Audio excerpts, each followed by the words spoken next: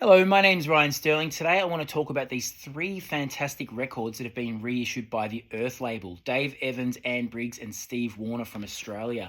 So I guess I'll first address just how great the packaging is with these. So you've got really good authentic reproductions of the cover, a nice detailed obi inside the albums. You've got interviews or like lots of historical information about the artist, plus photos, plus also little postcards with download codes. Like I hardly ever see download codes when I buy records anymore. It's so good to still get a download code, which is really cool.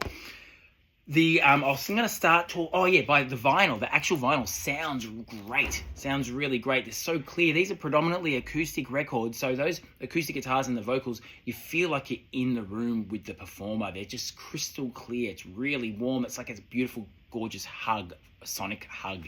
I'm going to start with Australia's Steve Warner. This amazing psych folk record was put out in 1979. I think he recorded it in 76, but came out in 79. It sounds much more like late 60s, early 70s. Now, there's a cliche that the 60s didn't hit Australia to the 70s, because, things happen slower then. Records took a long time to get to places, to inspire people and all that kind of stuff. That's not really the reason why I think this sounds older than it was, though. From my understanding, he was doing a lot of the experimenting at home with his reel-to-reel over a period of time, trying to work out how he was going to present these songs, and then eventually he went down to Tasmania and recorded them in a studio and just overdubbed so much stuff himself, played everything himself, sang everything himself, even played instruments that he wasn't completely proficient at, like flutes and clarinets and stuff like that. You've got to check this out. Really great psych folk record, Steve Warner.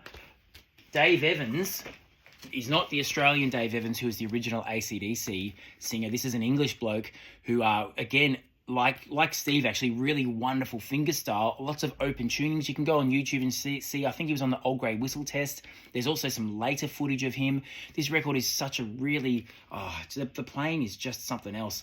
You've got to see him. Watching him live really shows you how incredible he was, though. But then, you know what? Again, like Steve, not a massive success. Ended up moving to Belgium, building guitars, living in a brewery and a pottery place or something. But, seemed like creatively satisfying, even if he didn't set the world on fire and become hugely famous.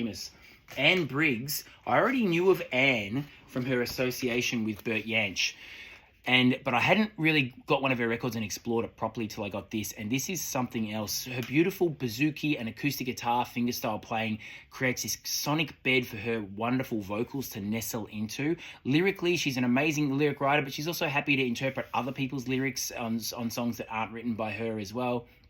I would highly recommend this. I played this to my family and everyone was just like sitting around the campfire staring into space, completely mesmerized. My name's Ryan Sterling. Please like and subscribe. There's a whole bunch of other things like this that I'm reviewing.